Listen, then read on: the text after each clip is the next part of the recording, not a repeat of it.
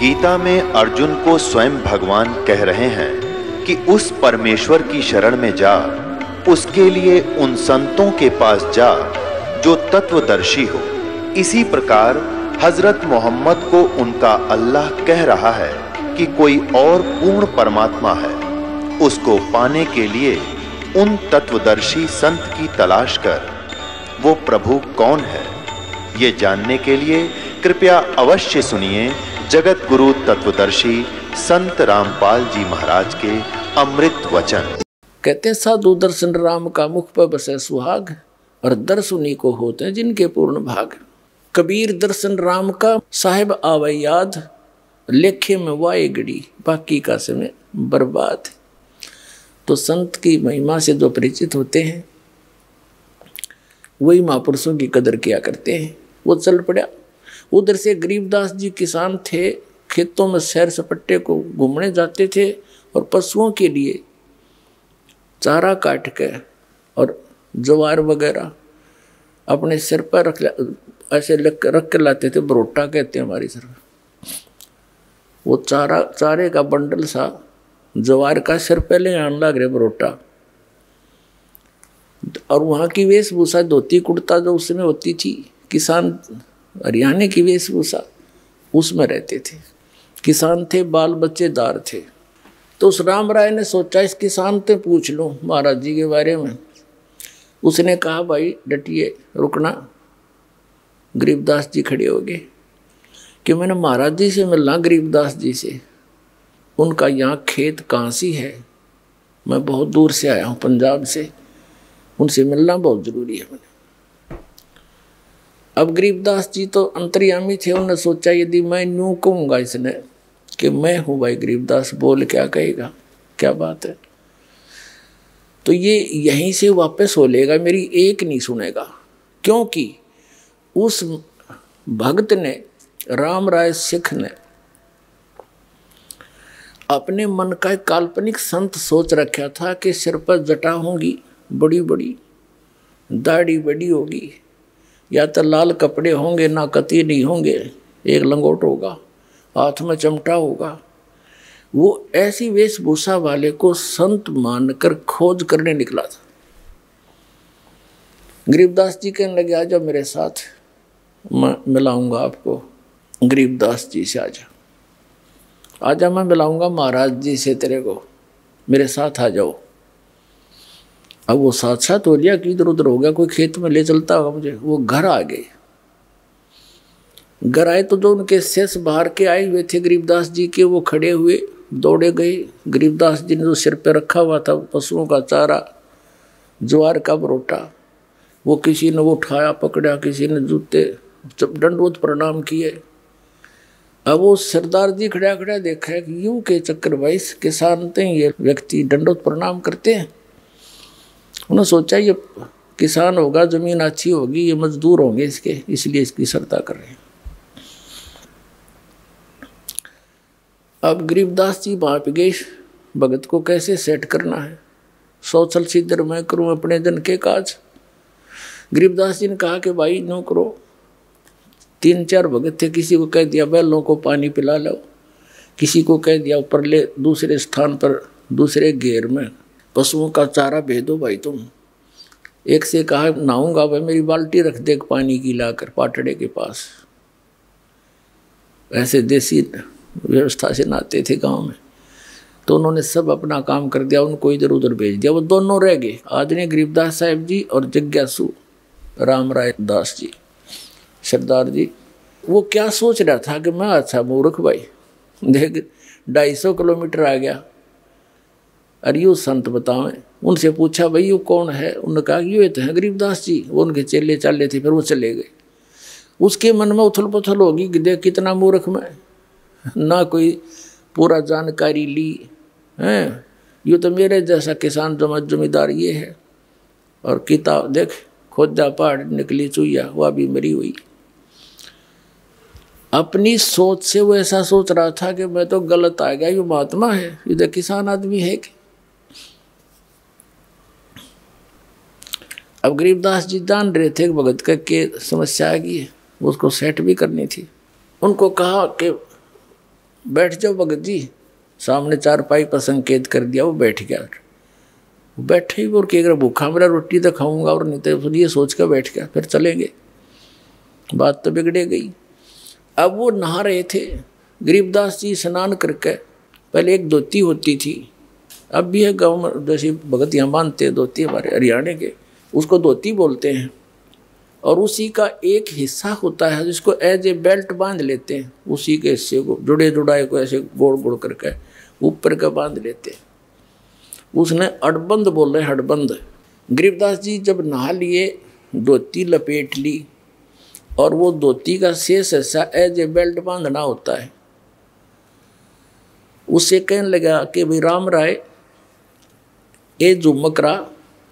अब उसने गांव में भी झुमकरा कहा करते, किसको? उस राम राय को, क्योंकि वो ज़्यादा संकी टाइप आदमी था। गांव में भी उसका नाम झुमकरा काट रखा था। और यहाँ भी वो अविश्वास सा करके उथल पुथल हो रहा था, झूम रहा था उसके दिमाग। और उसने गांव में भी झुमकरा कहा करते, और गरीबदास ने भी उसका नाम झुमकरा से संबोधित कर दिया। तो चौकन्ना होया कि भाई इसने मेरा झुमकरा नाम क्यों कर पाया? जैसे एक आदमी के दो दो नाम होया कर गांव में विशेषकर। तो खड़ा हुआ, कहा करे झुमकरा एक बैदरा, मेरे हाथ का चोट लगी उंगली का वहाँ खेत में, और यूँ काम नहीं करती, मेरे यहाँ गांठ लगा दे, अड़बंद बांध दे, धोती की बेल्ट बांध दे मेरा। वो लगा ऐसे गांठ लगा के। अब जैसे उस धोती के शेष लास्ट वाले सिरे को ऐसे कर लेते हैं, ऐसे ऐसे करके उसको फिर नू बांध दिया कर चारों तरफ कर ला के। अब वो नू लाकर गांठ लगाना चाहे, शरीर गांठ लगानी होती है, वो गांठ ऐसे शरीर के अंदर से निकला हो गरीबदास जी के, वह धोती, और उस कपड़े का गांठ लग जा। और गरीबदास जी ने ध्यान दूसरी साइड में कर, उसने सोचा तेरा उल्टी साइड तो पकड़ा गया, गलत लग गया। उन्होंने फटाफट फिर खोला, दोबारा फिर ऐसे करके गांठ लाई और नो खींचा, फिर उस धोती के लाएगी। तीसरी बार फिर ऐसे ही किया। जब गरीबदास जी ने कहा, अरे झुमकरा, मैं तो तेरे जैसा किसान हूँ भाई, ये धोती क्यों ना बनती तेरे थे? नो देखा ऊपर ने, भाई मानस तक कौन यू सिंपल मैन नहीं है, शरीर दिखर शरीर के मांगे धोती निकलना गरीब बंदा थोड़ा ही।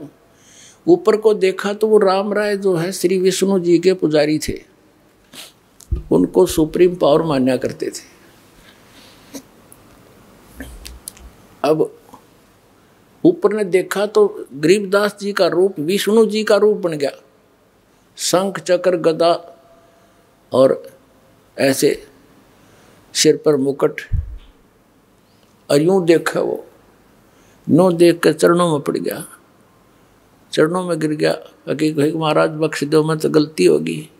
फिर एकदम वो उसी रूप में थे, वो तो मालिक यानी परमात्मा कबीर जी सारी लीला कर रहे थे उसके फड़क मिटाने के लिए। गरीबदास जी का रूप ऐसा दिखा दिया उन्होंने, जिसके वो पुजारी थे, ताकि सेट होकर सुन लेंगे सारी राम कहानी हमारी।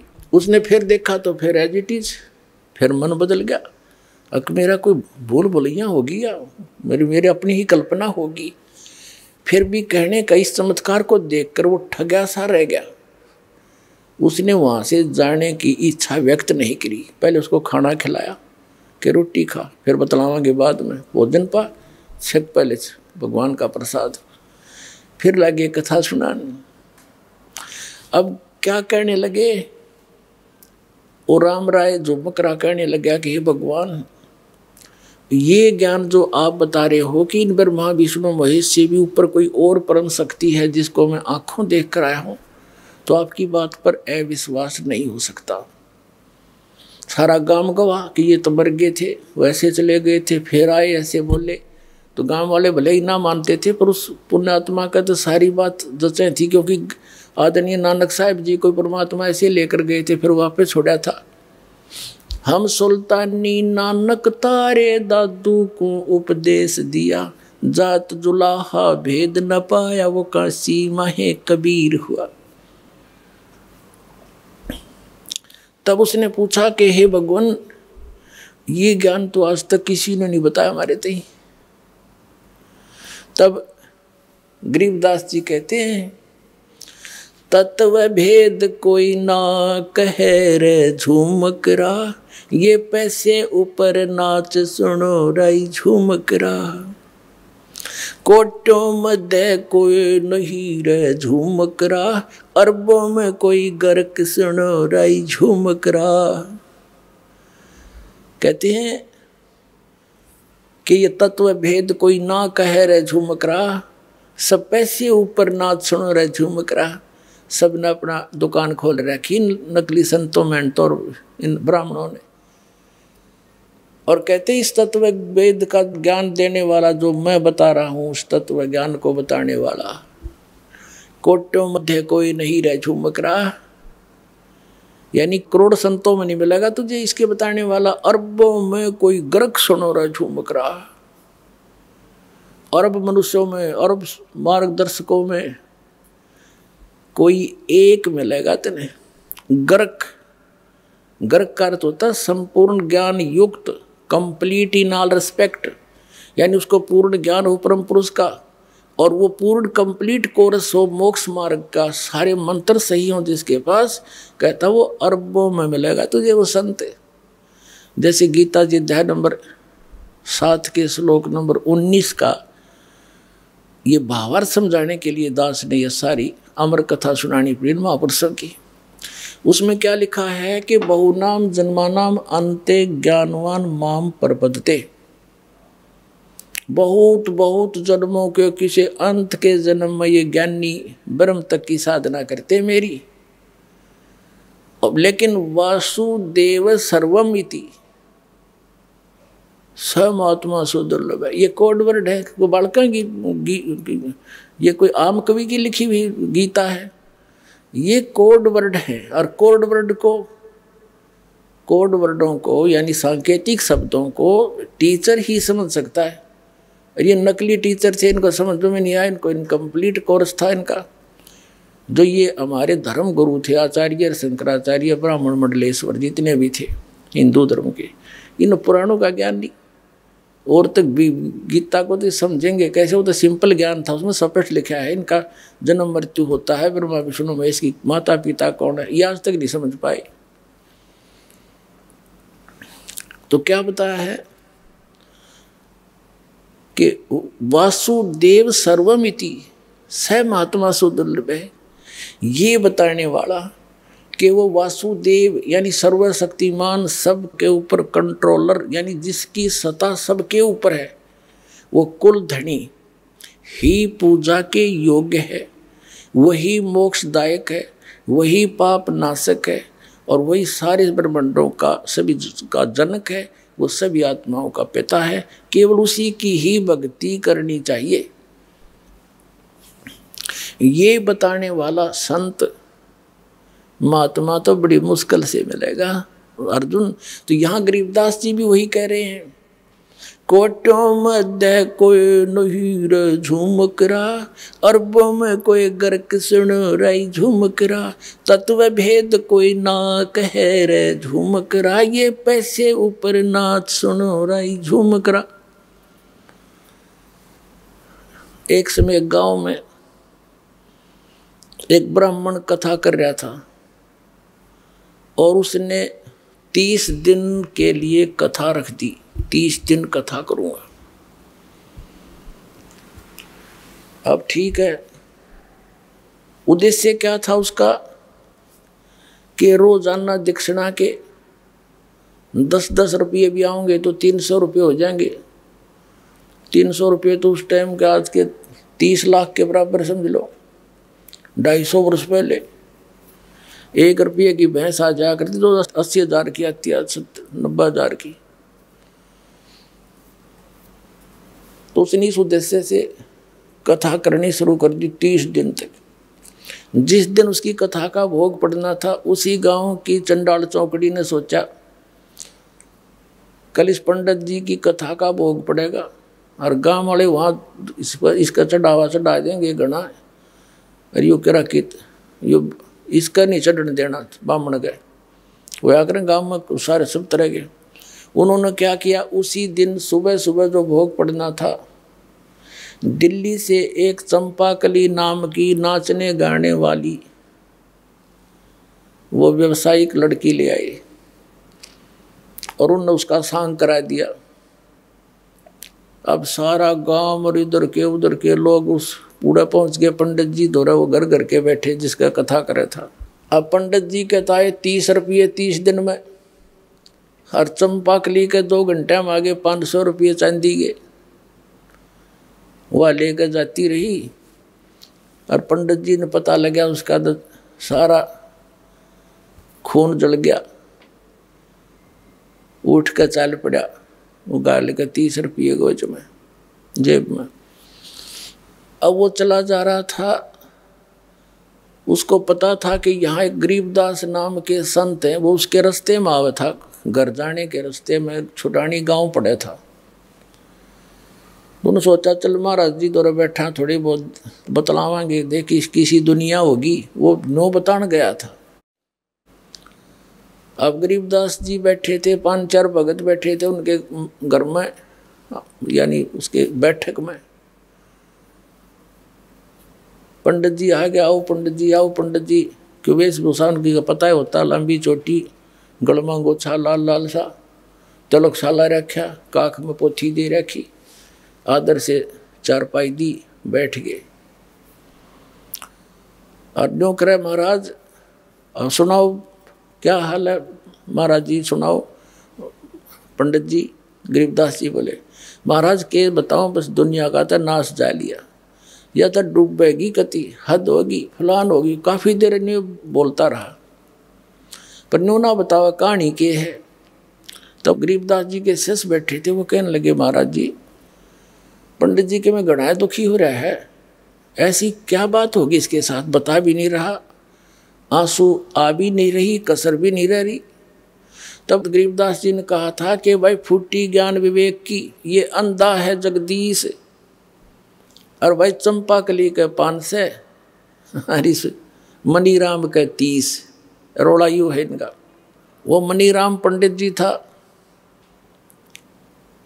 अब उसने गरीबदास जी ने बता दिया कि भाई चंपाकली का तो 500 रुपये आ गए, हरीश पंडित जी ने 30 दिन तक कथा करी, इसका 30 रुपये आए, यो उसका दुख मान रहा है।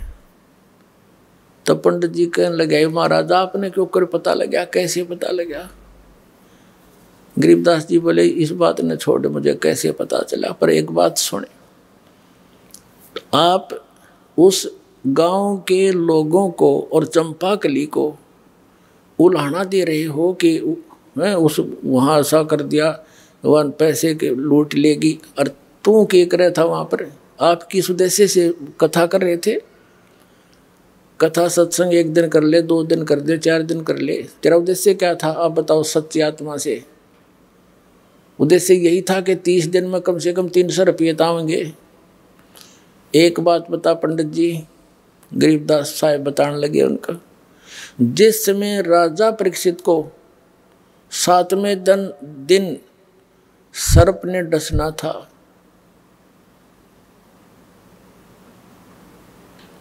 उसको कथा सुनानी थी, उसके लिए कथा करनी थी श्रीमद् भागवत की, जो 30 दिन करके आया तू।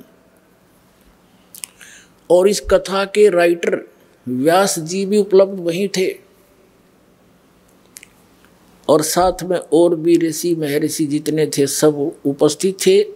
एक मीटिंग हुई थी कि भी इनको वो श्रीमद् भागवत सुधा सागर की 7 दिन तक कथा सुनाई जाए, ताकि इसका मन संसार से हटकर भगवान में जुड़ जा। 7वें दिन इसको मरना तो है। तो ऐसी स्थिति में इंसान जानते सुना करे सारी राम कहानी को। अब उस समय 7वें दिन परिणाम आना था कि कथा कोई वो करे जो अधिकारी हो। अनधिकारी ने कथा की तो इसको कोई लाभ नहीं होगा, इसका जीवन नाश हो जाएगा।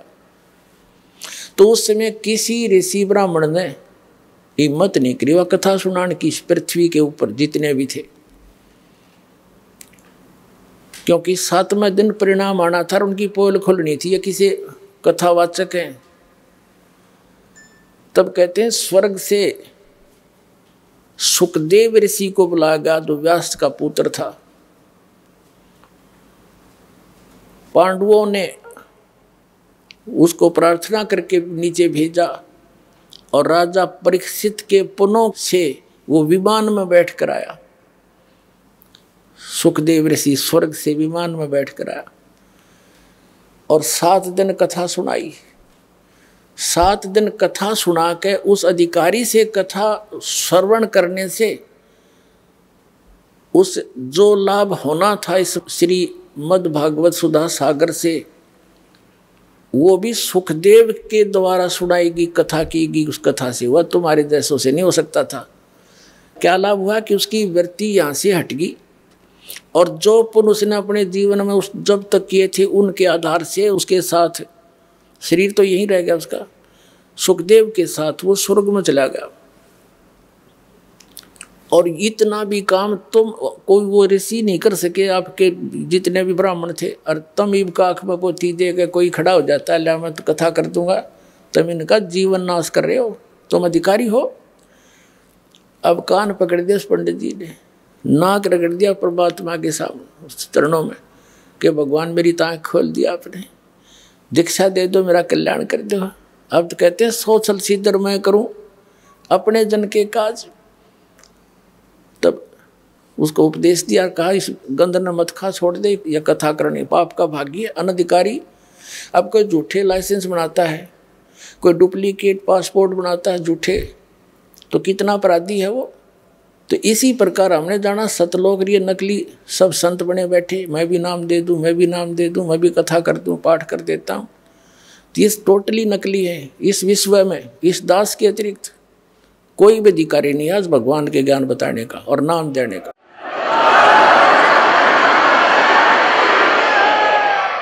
ये अभिमान ना समझना, कति तत्व ज्ञान समझ लेना इसको। अपने आत्माओं जो प्रसंग चला था कि यहाँ प्राणी कितने दुखी हैं और हम अपने बच्चों को शिक्षा किस लिए देते हैं कि ये पढ़कर शिक्षा की महिमा से परिचित हुए तो आज उस सत्र का लाभ हमारे बच्चे प्राप्त कर रहे हैं।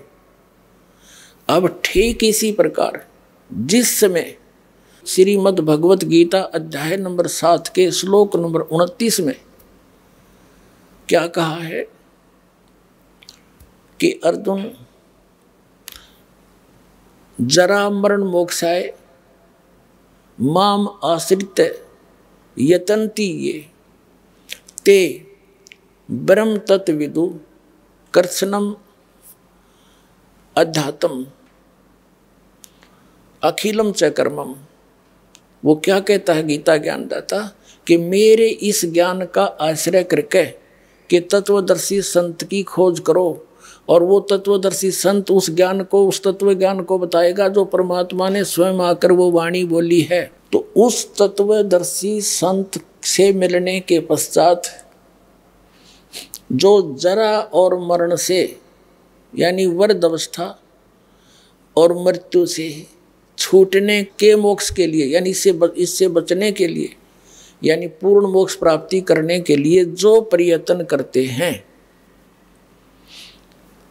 ते ब्रह्म तत्व विदु, वे उस तत्ब्रह्म को और कृष्णम अध्यात्म अखिलम च कर्मम, वो सारे अध्यात्म को और सभी कर्मों से परिचित है। अपने आत्माओं दास आपको वो अमर कथा सुना करके उस सतलोक की यथा सतिथि बता करके और कई महापुरुषों के प्रमाण दे करके ये सिद्ध करना चाहता है कि आपका हृदय यहाँ से हटे, ये लोग ठीक नहीं, यहाँ आप रह नहीं सकते थे, कितना कोशिश कर लेना। एक व्यक्ति कह रहा था मेरा लड़का बीमार हो गया, 3.5 लाख रुपये लगाए, दोनों गुर्दे खराब हो गए, जान बच गई, खुशी बनाई, विवाह रख दिया। विवाह से 2 दिन पहले बस एक्सीडेंट में मर गया। बता, जिसके लिए सारे पाप कट्ठे कर्म कट्ठे करे थे, धन जोड़ा था, वो धन भी गया और पुत्र भी गया, और आप भी 92 हो गया मरना। तो इसे गंदे लोक में और आप कभी खुश हुए बैठे हो, यहीं पर स्थिर हुए बैठे हो। ये लोक रहने का नहीं है। अब तक ना ज्ञान था, मजबूरी थी, कोई बतानिया नहीं था, बताओ थे नकली थे, सट्टे मारे थे, इनके पास समाधान नहीं था। तो अब आपने कमर कसनी पड़ेगी। ठीक है, जब तक आप यहाँ रहोगे आपके साथ परमात्मा रहेगा, आपका आँच नहीं आने देगा, तो सच्चे दिल से इसकी शरण में रहोगे। तो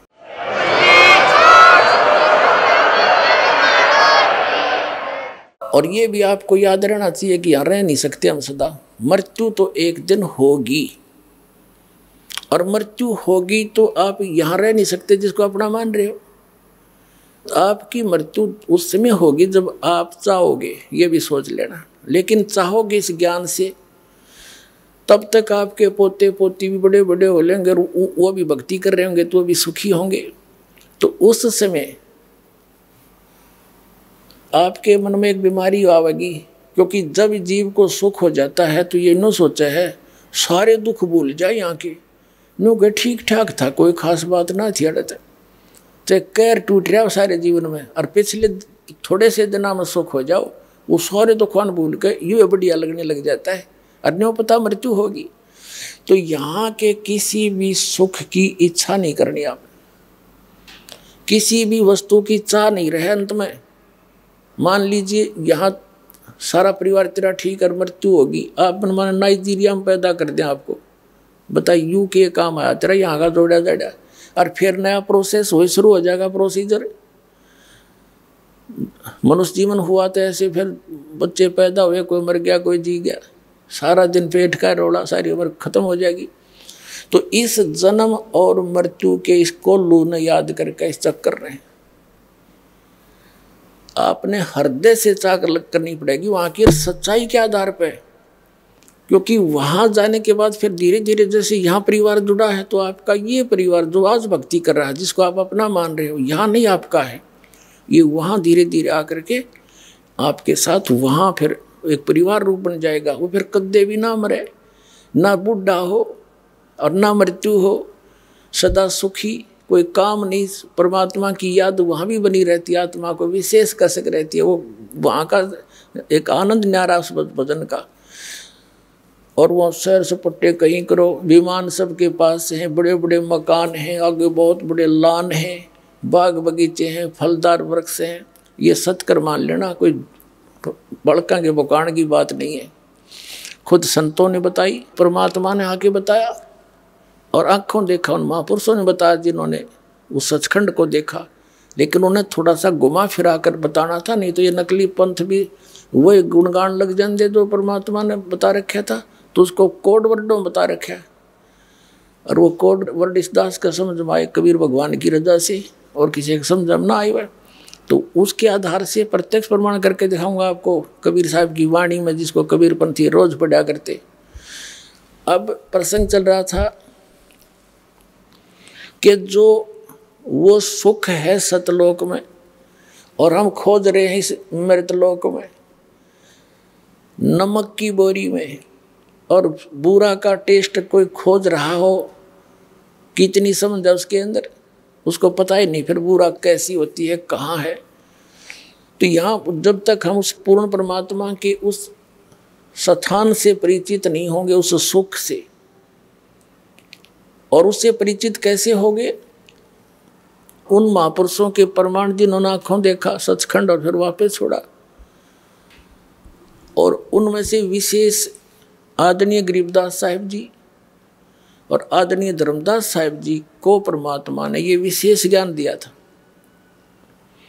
और उनके द्वारा लिपिबद्ध उस ज्ञान से प्रमाण आँखों देखा उन महापुरुषों का बताया हुआ, और दास पर रजा हुई जो आपको आज खोल रहा है, ये सारे मिला करके आपको विश्वास करा देगा ये दास, आपका मन ऐसा हट जाएगा इससे, जैसे गीता जी अध्याय नंबर 2 के श्लोक नंबर 46 में कहा कि अर्जुन, जैसे बहुत बड़े जलाशय की प्राप्ति के उपरांत छोटे जलाशय में जैसी आस्था जीव की रह जाती है, ऐसी तेरी श्रद्धा उस परम पिता परमात्मा के तत्व ज्ञान और उस परमात्मा के सुख से सतलोक से परिचित होने के बाद उस ज्ञान की प्राप्ति के उपरांत इन अन्य भगवानों में और यहाँ के सुख और स्वर्ग के सुख में ऐसी रह जाए।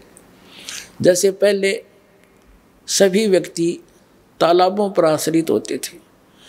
एक तालाब ऐसे होते थे, वर्षा होगी भर गया, सारा वर्ष उसी से पशु भी पानी पीते थे, उसी से मनुष्य भी जल निकाल कर उसी पर आश्रित होते थे, उसी से थोड़ी बहुत कोई बगीची सिंचाई कर लेते थे।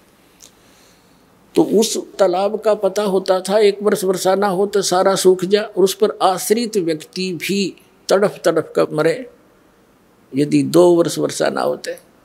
तो उन व्यक्तियों को, और एक बहुत बड़ा सरोवर झील मिल जाए जिसमें 10 वर्ष वर्षा ना हो तो भी उसका जल समाप्त ना हो, तो फिर वो व्यक्ति उस छोटे जलाशय को तुरंत त्याग कर उसकी शरण में जाकर बस जाते हैं।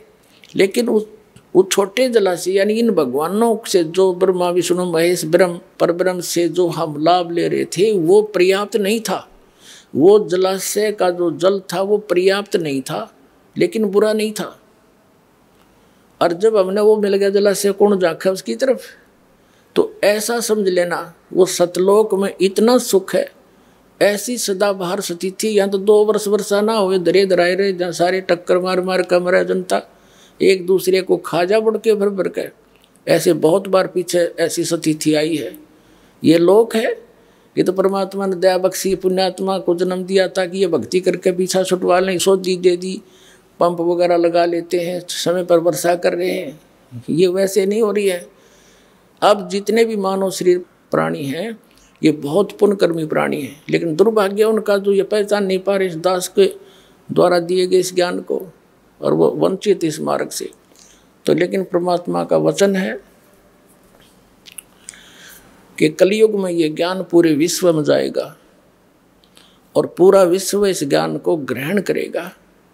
एक बार ऐसी शांति आवेगी जैसे सतयुग में होया करे, क्योंकि यहाँ की इस बीमारी का पता चलेगा ये रोग है क्या, ये माया किस लिए जोड़ रहे हैं। सारा जीवन इस कोठी बंगले बनाने में खो देते हैं, हमारी मृत्यु हो जाती है, हम गधे बने हैं और कोठी नो की नो खड़ी है।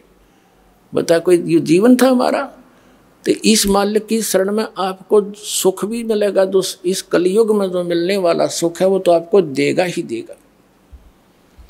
इस कलयुग में जो आपको आवश्यक वस्तु होंगी अवश्य देगा भगवान।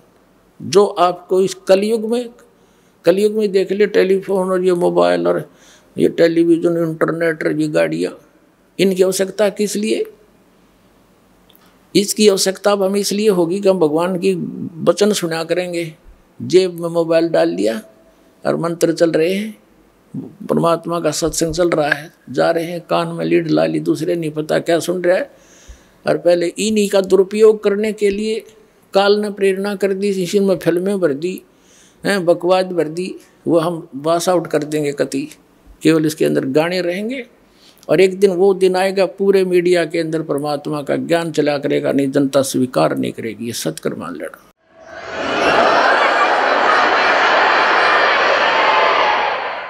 तो पुण्यात्मा इस झूठे सुख को सुख कहे ये मान रहा मनमोद, ये सकल चबीना काल का कुछ मुख में कुछ गोथ। तो परमात्मा कहते हैं मन तू सुख के सागर बसरे, भाई और ना ऐसा यसरे, चल हंसा सतलोक हमारे, छोड़ो यो संसारा हो। इस संसार का काल है राजा, इन माया जाल पसारा हो। एक लोक अपनी महिमा आप बता रहे हैं कि सबके पार एक और परमात्मा है, वहाँ स्थान है जो सबका सिरजनहारा हो। चल हंसा सतलोक हमारे, छोड़ो यो संसारा हो। बोलो सतगुरुदेव।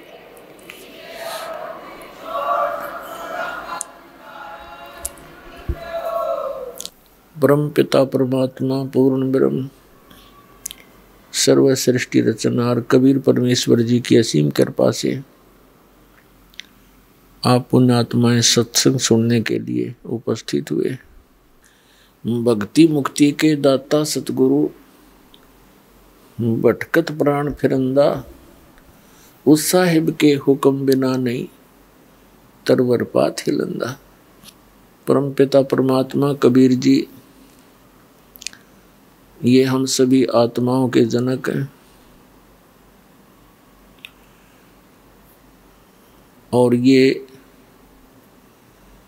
हमें संदेश देने के लिए यहाँ आते हैं, ये ज्ञान कराने के लिए इस काल के लोक में सहशरीर आते हैं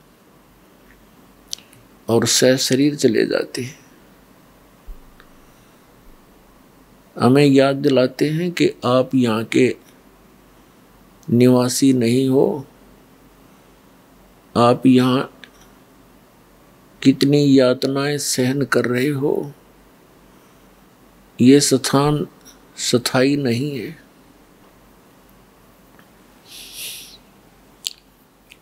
अब क्या बताते हैं,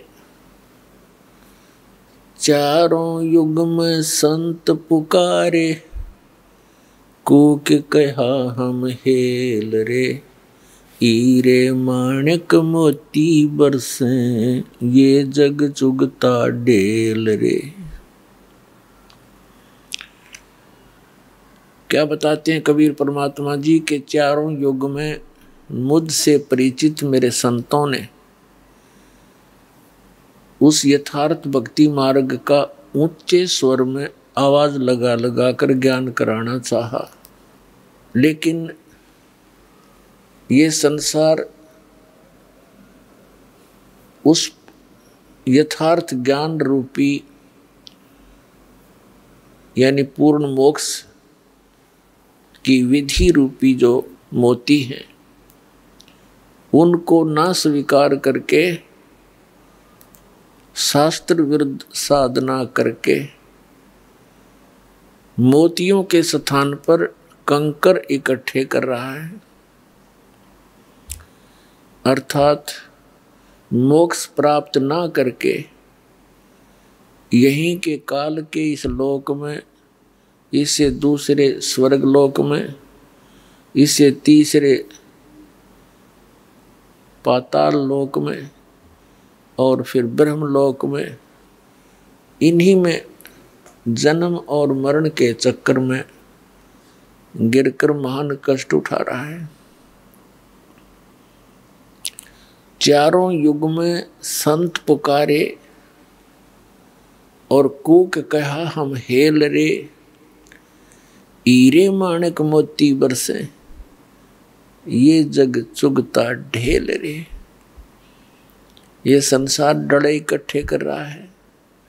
पहले तो यहाँ देखिएगा, मनुष्य जीवन का जो उद्देश्य है उसको भूलकर प्राणी यहाँ की व्यवस्था में ही सारा जीवन नष्ट कर देता है। ये मानव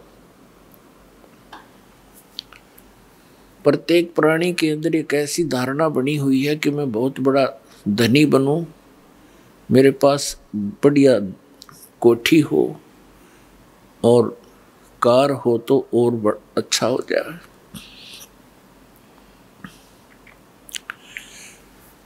और शानो शौकत बनाने के लिए यहाँ की झूठी इस महिमा के अंदर अपना सारा जीवन नष्ट करके और खाली हाथ चला जाता है।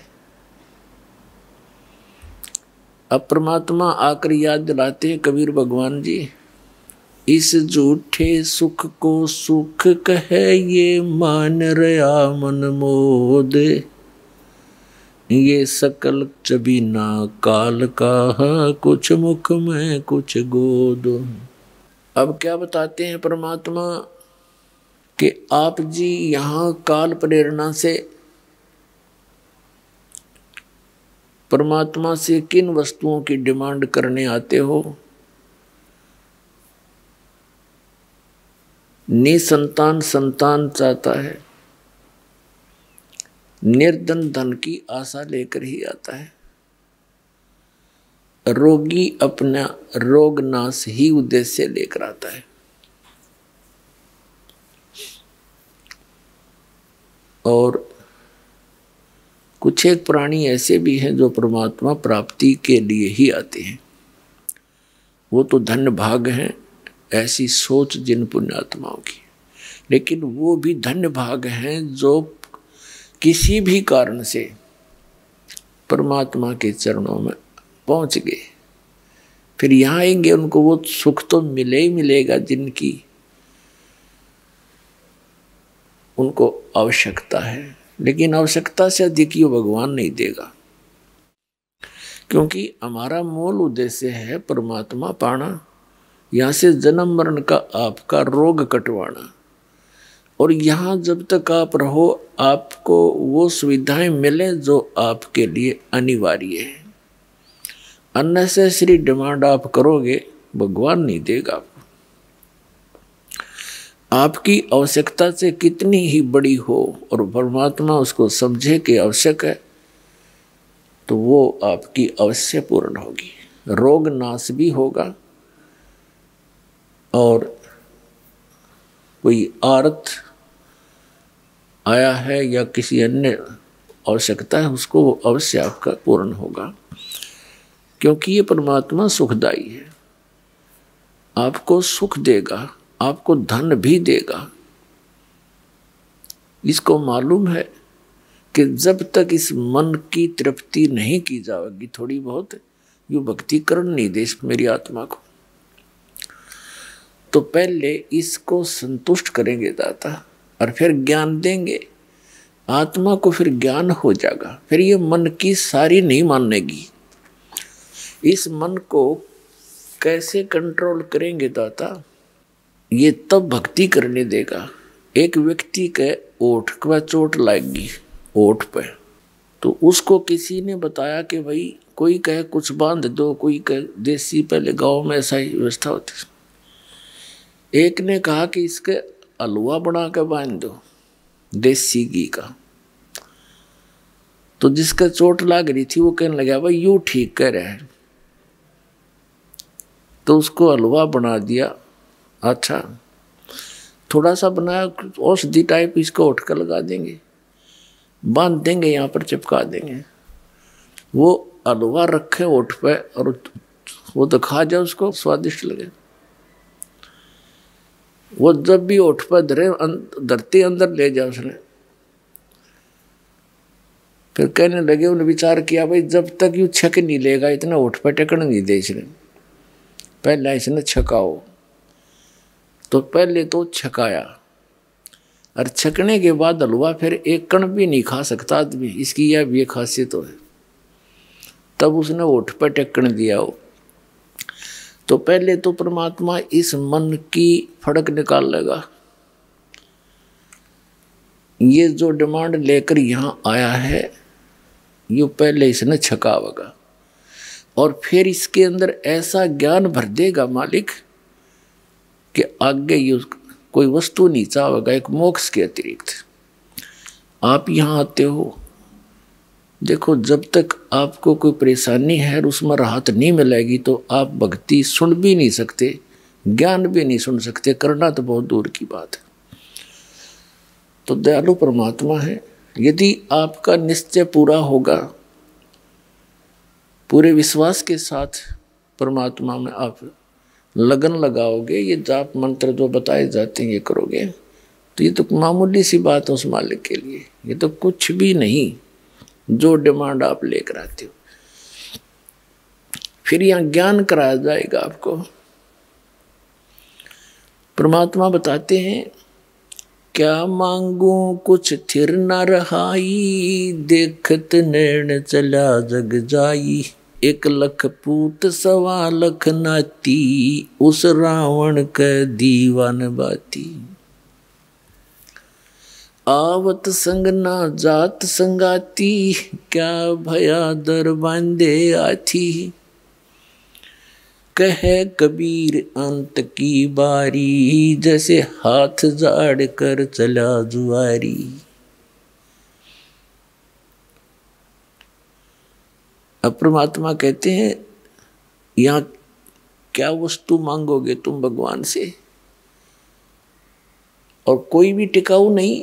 क्या मांगो कुछ थिर ना रहाई, और देखत नैन जला जग जाई। आंखों के सामने रोज पता नहीं कितने व्यक्ति जा रहे हैं। 1 लाख पूत 1.25 लाख नाती। रावण के 1 लाख पुत्र थे, और वो भी सर्वनाश को प्राप्त हुए, सारे मर गए युद्ध में। और फिर उस रावण के घर में कोई दीपक जलाने वाला शेष नहीं बचा। तो क्या मांगा यहाँ पर? एक व्यक्ति, हम सत्संग कर रहे थे गांव में, उनका कोई रिलेटिव आ गया, वो छोटे से बच्चे को साथ लिए हुए था। तो सत्संग सुनकर उसकी आंखों में आंसू आ गए। कहने लगे जी सारी साची है, पर यह जच्चे उस टाइम है जब स्वयं बीत ले है। मेरे 4 पुत्र थे और चारों का विवाह हो गया 2 या 3 वर्ष के अंदर अंदर, और कुछ एक आधा व्यवसाय कर रहा था, 1-2 नौकरी कर रहा था। संतान अभी तक हुई नहीं थी, चारों की मृत्यु होगी 1 साल के अंदर अंदर। 2 तो इकट्ठे एक्सीडेंट में मारे गए और 2 बीमार होकर, एक को सर्प डस गया, खेत में सोया था कोठे पे ट्यूबवेल पे, और एक बीमार होकर मर गया। वो पत्नियां भी गई उसकी, उनकी छोटे से बालक ने ले रहा, ने बोला 2 गोद ले रखा है, इस पर टाइम पास करूंगा। बताओ यहाँ कोई जीवन है? पर हमें कोई विकल्प नहीं पता था, और अब ये विकल्प आपको पता लग गया, इसका अल्टरनेट मिल गया। और अब भी कोई यहीं इसी गंदे लोक में व्यवस्थित रहना चाहता है तो फिर वो परमात्मा का प्यारा नहीं है, उसको भगवान की चाह नहीं है। ठीक है, जब तक आप यहाँ रहोगे, ये परमात्मा के बच्चे हैं, उसी के प्राणी हैं, चाहे परिवार में हैं या आपके पड़ोस में हैं, सबको भगवान के बच्चे, और यहाँ सब दुखी हैं। इस दृष्टिकोण से प्रत्येक के साथ हमदर्दी होना रखना हमारा भगत का परम कर्तव्य है। तो फिर हमने यहाँ क्या बताते हैं परमात्मा, अब क्या बताते हैं कि आवत संग ना जात संगाती। जब हम आए तब हमारे साथ कोई नहीं था, अकेले माँ के पेट में 9 महीने दुख पाए, और जाएंगे जब हमारे साथ कोई नहीं जाएगा। तो हम किस वस्तु को और किस व्यक्ति विशेष को अपना मानने बैठे हैं, तो यह भूल मिटानी पड़ेगी। फिर करना क्या है, हमने ऐसे समझना जैसे हम एक यात्री हैं और किसी रेल के कंपार्टमेंट में बैठे हैं, उसमें वृद्ध भी होते हैं, बहन बेटियां भी होती हैं, और भी अन्य बालक बच्चे भी होते हैं। तो किसी को कोई तकलीफ है तो उसकी मदद करना प्रत्येक यात्री अपना कर्तव्य समझता है, हमदर्दी दिखाता है, जो नेक व्यक्ति होते हैं। और फिर जिसका जहाँ जहाँ भी स्टेशन आता जाता है वहीं उतरते चले जाते हैं। फिर उसके बाद उनसे कोई लिंक नहीं, उनका कोई उसकी याद भी नहीं। लेकिन जब तक उसमें हैं वो बड़े हमदर्दी से रहते हैं, अपने से बनकर। तो हमने ये समझकर इस संसार में रहना। जो भी आपका परिवार है, ये आप एक कंपार्टमेंट में, एक डिब्बे में बैठे हैं, और जिसका जब समय आ जाएगा वहीं उतर जाएगा वो। तो इसके लिए आपको ज्ञान की आवश्यकता है और साथ में इस भक्ति भजन की आवश्यकता है। फिर आपके अंदर ये ज्ञान समावेगा जो दास आपको बता रहा है। अन्यथा ये ज्ञान हमने 100 बार सुन लिया, काना पे टाल दे, जाकर फिर वही एज इट इज ही हमारी व्यवस्था बनी रहती है। तो इस ज्ञान से और इस भगवान की भक्ति से आत्मा में दृढ़ता आती है। तो क्या बताते हैं परमात्मा कि क्या मांगो कुछ स्थिर न रहाई, देखत नैन चला जग जाई, 1 लाख पूत 1.25 लाख नाती, और उस रावण के आज दीवा नबाती। फिर क्या बताते हैं, आवत संग ना जात संगाती, क्या भया दरबान दे हाथी।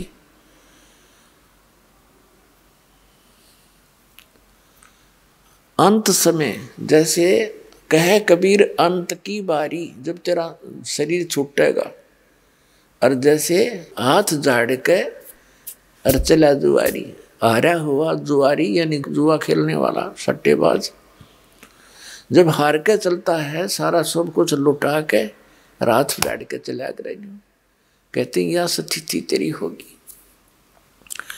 और जो अपनी नेक नीति से सतगुरु शरण में आकर भक्ति करते हैं, वो अपने पुण्यों की गठरी लेकर जाएंगे। तो क्या बताते हैं परमात्मा? परमात्मा प्राप्ति के लिए अर्थात सतलोक जाने के लिए, जन्म और मृत्यु का रोग कटाने के लिए हमें सबसे पहले गुरु की आवश्यकता होती है। और गुरु कैसा हो, उसके लक्षण क्या हैं, सतगुरु कैसा हो, तो वो गुरु वो होता है, कहते हैं सतगुरु के लक्षण कहूं, मधुरे बैन विनोद, 4 वेद 6 शास्त्र वो कहे 18 बोध। पहली तो ये पहचान बताई है कि वो सतगुरु जो होगा वो ऐसे आनंददायक वचन कहेगा जो आत्मा को सुहावेंगे, क्योंकि मन को तो अच्छी लगती है रागनी गाना, फिल्मी बकवाद्य या इधर उधर के चुटकुले, लेकिन आत्मा को परमात्मा की कथा सुहाया करे वो अच्छी लगती है।